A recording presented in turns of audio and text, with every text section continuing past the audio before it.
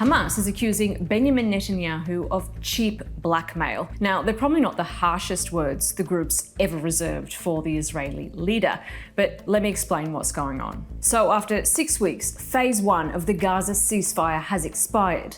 Talks are supposed to be underway to finalize stage 2. Both Israel and Hamas agreed to this timeline back in January.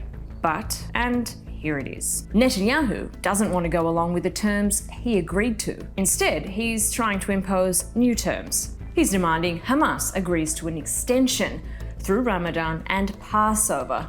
This is until at least April 20. Netanyahu claims it was a US idea.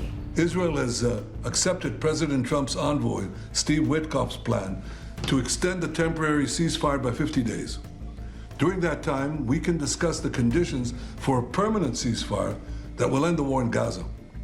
In Witkoff's plan, half of the hostages would be released right away, and the remaining half would be released if we reach an agreement on a permanent ceasefire. In return, Israel has promised, well, nothing.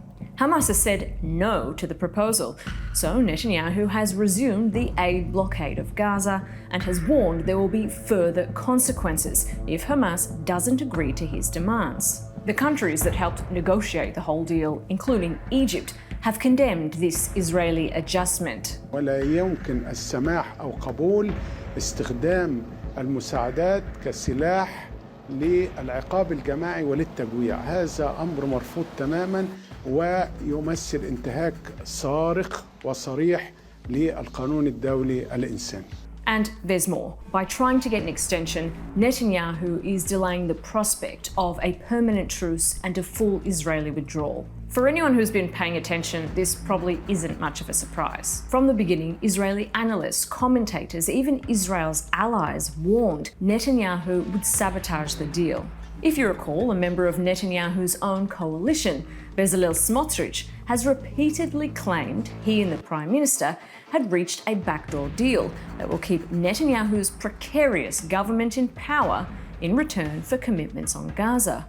Smotrich claimed the Prime Minister privately promised him Israel would gradually take over Gaza, resume the war on Hamas, and end humanitarian aid.